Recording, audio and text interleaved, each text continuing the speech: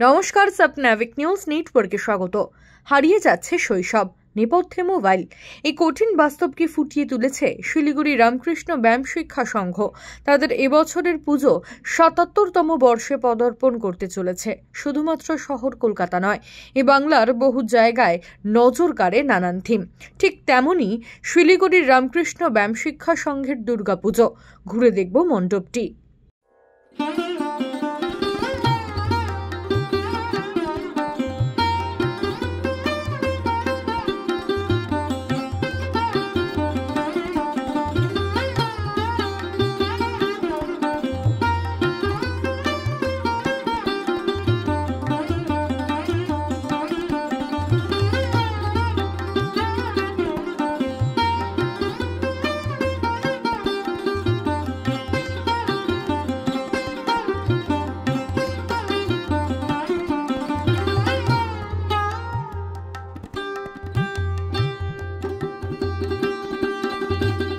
Shyamal Pal, स्वप्नाविक news, Siliguri. Jai Hind.